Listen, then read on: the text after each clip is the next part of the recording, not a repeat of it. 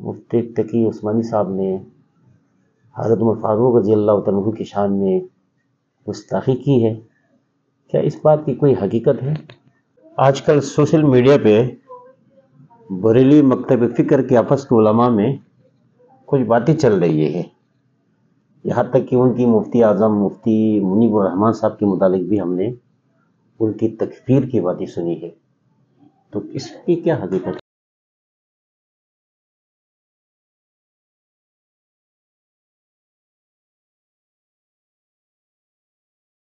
Thanks for watching. Don't forget to like, comment, share and subscribe to Maulana Habibullah Rouhani Official. بہت شکریہ کہ آپ نے ہمیں وقت دیا۔ تو میرے ذہن میں کچھ سوالات ہیں، تو اس کی وضاحت آپ سے چاہتا ہوں۔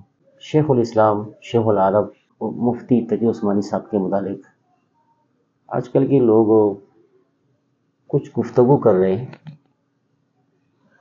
کہ مفتی تقی عثمانی صاحب نے حضرت عمر فاروق رضی اللہ تعالیٰ عنہ کی شان میں گستاخی کی ہے، کیا اس بات کی کوئی حقیقت ہے؟ اچھا، انشاءاللہ میں آپ کو ابھی جواب دیتا ہوں حضرت۔ نحمد و نصلی علی رسولہ الکریم، اما بعد فاعوذ باللہ من الشیطان الرجیم، بسم اللہ الرحمن الرحیم، والعصر ان الانسان لفی خسر الا الذین آمنوا وعملوا الصالحات وتواصوا بالحق وتواصوا بالصبر، صدق اللہ المولانا العظیم۔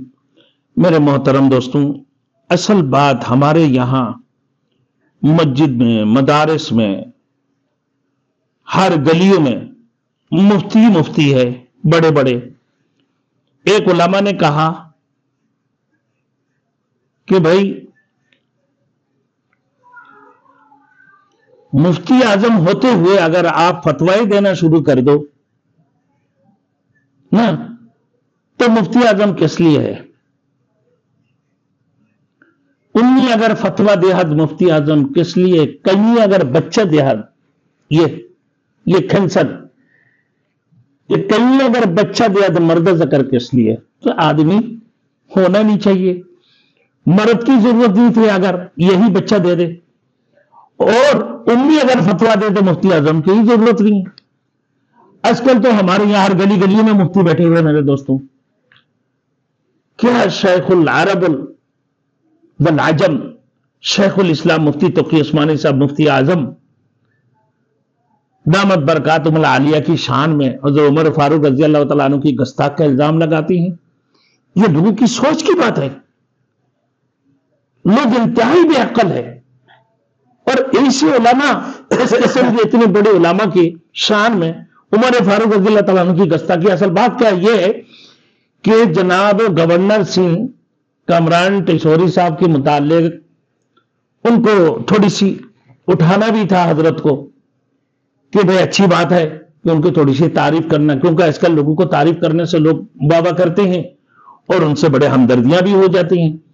تو حضرت تقی عثمانی صاحب دامت برکاتہم العالیہ نے کہا کہ کامران ٹیسوری صاحب، آپ تو حضرت عمر فاروق رضی اللہ تعالیٰ عنہ کی دور کی جیسے روایت قائم کر دیے ہیں، جیسے یہ نہیں ہے کہ عمر فاروق جیسے آپ عمر فاروق بن گئے، نعوذ باللہ۔ یہ نہیں کہا کہ حضرت عمر فاروق والی قانون آپ نے جاری کر دیا، بس جیسے روایت، یعنی رات کو حضرت عمر فاروق رضی اللہ تعالیٰ عنہ جگ کر اپنے رعایا کی جو ہے چوکیداریاں کرتے تھے، رعایا کی خبرداری کرتے تھے، کندھے میں اٹھا کر بوریاں اٹھا کر لے کے جایا کرتے تھے۔ تو حضرت یہ جناب کامران ٹیسوری صاحب کی متعلق کہ دیکھا بھائی رات کو بڑے 2 3 بجے تک جاگ رہے ہوتی ہیں، لوگوں سے باتیں کر رہے ہوتے، گفتگو کر رہے ہوتے تھے، تو حضرت ایسی بات کی بنیاد پر کہ جناب کامران ٹیسوری صاحب نے، آپ نے بھی حضرت عمر فاروق رضی اللہ تعالیٰ عنہ جیسے جو ہے نا روایت پیش کر دی ہے ان کی جیسے نا، تو حقیقت میں تو وہ نہیں تھا، لیکن بس مولوی کو موقع مل گیا، مولوی نے فتویٰ دے دی کہ عمر فاروق رضی اللہ تعالیٰ عنہ کی شان میں گستاخی کر دی ہے۔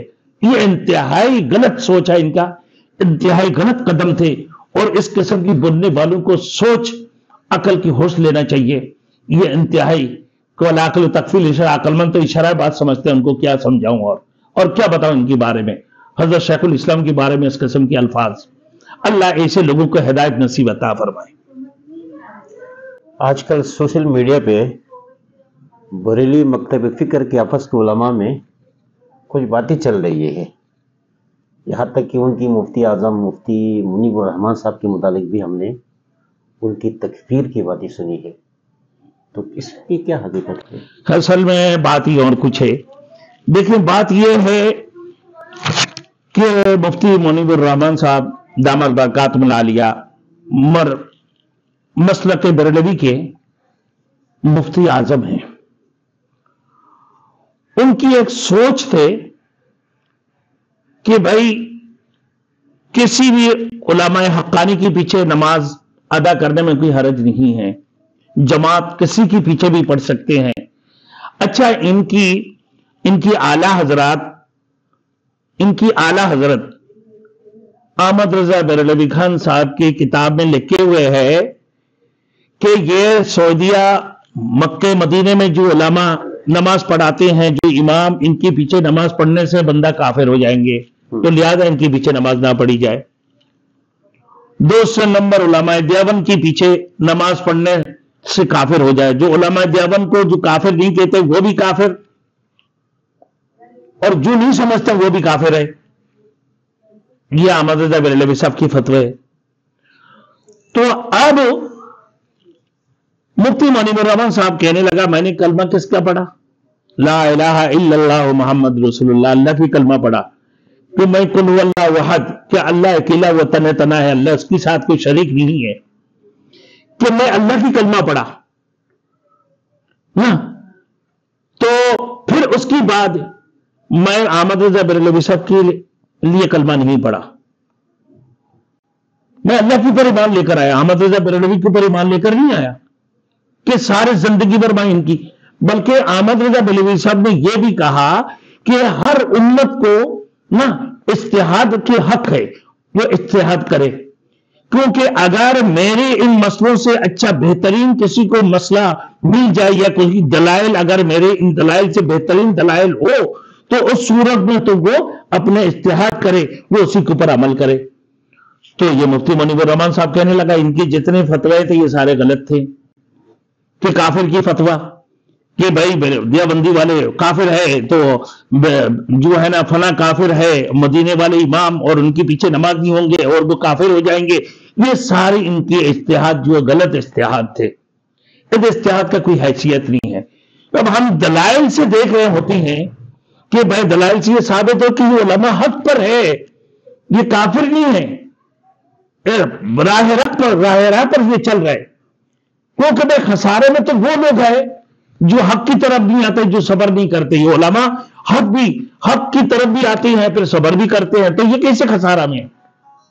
یہ تو خسارہ میں نہیں ہے. خسارہ میں تو وہ لوگ ہیں جو اس باتوں کو اختیار نہیں کرتے ہیں. تو اب بات یہ ہے کہ اجتہاد کا حق دے دیا ہے احمد رضا بریلوی صاحب نے. یہ نہیں کہا کہ میں نے اجتہاد کرنے کے بعد اس کے اوپر مہر لگا دی اور پھر میرے بعد کوئی اجتہاد نہیں کر سکتے ہیں. تو لہذا مفتی منیب الرحمان صاحب نے علماء دیوبند کے پیچھے نماز ادا کر لی جماعت. تو یہ علماء بریلوی علماء کہہ دیں گے مفتی منیب الرحمان صاحب کافر ہو گئے.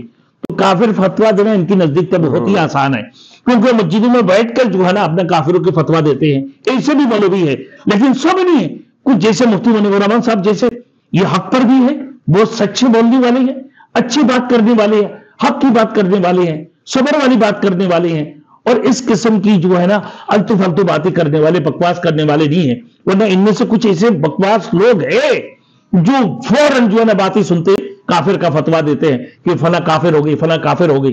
تو اس قسم کی چیزیں جو ہے نا یہ اچھے نہیں ہیں اور ان کی غلط سوچ ہے. اور مفتی منیب الرحمان صاحب صحیح معنوں میں حق پر ہے، کوئی کافر واپر نہیں ہے، بلکہ وہ یقیناً وہ مسلک بریلوی کے اوپر یا اہل سنت والجماعت مسلک بریلوی کے اوپر رائے حق پر ہے. اور کوئی سوال آپ؟ سوشل میڈیا پہ الیاس گومن صاحب کے متعلق کچھ خبریں چل رہی ہے، اس کی حقیقت کیا ہے؟ بڑے آپ اچھے بات ہیں. حضرت الیاس گومن صاحب دامت برکاتہم العالیہ بہت بڑے مناظر اسلام ہیں، بہت بڑے مناظر اسلام. میرے دوستوں ابھی کچھ عرصہ پہلے بنگلہ دیش بھی گئے ہوئے تھے، بڑے بہترین مناظرہ کیا. حضرت ابو حنیفہ رحمۃ اللہ علیہ کے کانفرنس کرنے کے لیے وہاں. اب مولانا الیاس گومن صاحب رحمۃ اللہ دامت برکاتہم العالیہ کو حکومت کی طرف سے ایک دباؤ آئے. جب حضرت بنگلہ دیش سے بھی تشریف لائے اس کے 2-4 دن بعد ہی یہ بات آیا کہ مولانا الیاس گمن صاحب سے گزارشات ہے، کیا ہے کہ ہم جو ہے نا آپ کو یہ چاہتے ہیں کہ قائد ملت جمعیت علماء اسلام کے مولانا فضل الرحمان صاحب دامت برکاتہم العالیہ کے خلاف اور شیخ الاسلام مفتی اعظم مفتی تقی عثمانی کے خلاف آپ جو ہے نا بات کرنے کے لیے تیار ہو جائیں۔ کیا بات کرنے کے خلاف؟ بولے دیکھیں بات یہاں ختم نہیں ہے، بولے اور بھی باتیں، یہ میں نے سوشل میڈیا میں نے خود بھی سن رہا ہوں، کئی دفعہ سن چکا ہوں کہ بھائی اس قسم مانے الیاس گمن صاحب کے متعلق کہ بھائی آپ کو 20 ارب روپیہ دیے جائیں گے پاکستان کی ایک گروپ کی طرف سے، حضرت کے اوپر وفر تھا، یہ بہت بڑے وفر ہے کہ بھائی 20 ارب روپے اور آپ کو بہترین بنگلہ 1000 گز 1200 گز کی بنگلہ دینے کے لیے تیار ہے، بلٹ پروف آپ کو گاڑی دیے جائیں گے، اس کی آپ کی گھر کی تمام تر اخراجات حکومت اٹھائیں گے، اور بیرون ملک جانے کی جتنی بھی اخراجات آمد و رفت کی تمام تر چیزیں حکومت برداشت کریں گے، لیکن آپ سے ایک گزارش یہ ہے 20 ارب اور بہترین بنگلہ بہترین گاڑی اور جو ہے نا تمام تر اخراجات وہ پاکستان حکومت پاکستان برداشت کریں گے۔ اس میں کوئی بڑی بات ہے کیا ہے کہ وزارت تعلیم کے اندر یہ سارے مدارس شامل ہو جائے، سوسائٹی ایکٹ سیولائزیشن نا، یہ وزارت صنعت و تجارت کے اندر یہ مدارس شامل کرنے چاہتے ہیں مفتی تقی عثمانی صاحب دامت برکاتہم العالیہ اور مولانا فضل الرحمان صاحب دامت برکاتہم العالیہ، اس سے ہٹ کر اب اس کو وزارت تعلیم کی طرف لے کر ان کے مخالفت پر کھڑی ہو جائے تاکہ علماء کے درمیان پاکستانی علماء کے درمیان اختلافات ہو جائے۔ اور یہ بڑی افر تھی، میں نے یہ سوشل میڈیا میں سنا ہوں، میں یہ سن کر حیران اور استغفار پڑھتے رہے، یا اللہ کیا ہوگا پاکستان کی؟ پاکستان پہلے دو لخت جگر ہو چکے ہیں، اب آگے بھی جا کر کیا ہوگا کہ علماء کرام کے درمیان اختلافات، تو یہ علماء دیوبند کی اختلافات یہ آسان بات نہیں ہے، بہت بڑی بات ہے، نعوذ باللہ اس قسم کی باتیں نہیں ہونا چاہیے۔ تو پھر بعد میں سننے میں آ رہا کہ مولانا الیاس گمن صاحب یہاں سے نکل کے ترکی میں ہمیشہ کے لیے چلے گئے۔ الیاس گمن صاحب پاکستان سے نکل کے ہمیشہ کے لیے ترکی میں پہنچ گئے۔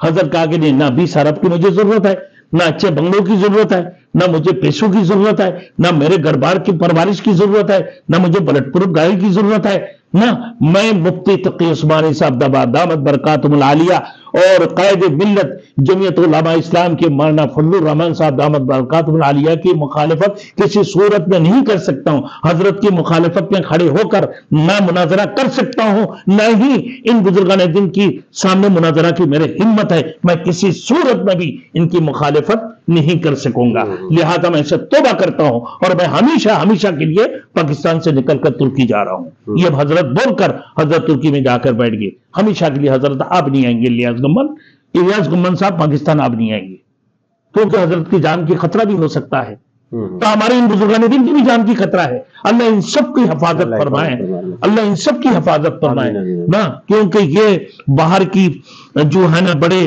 باہر کی جو سازشیں ہیں کہ دینی مدارس کو اپنے زنجیروں میں جکڑ لو، اس کی بعد اپنے ہی مواد ان کی سامنے پیش کر دو تاکہ دینی مدارس ختم ہو جائے، ہم کامیاب ہو جائے۔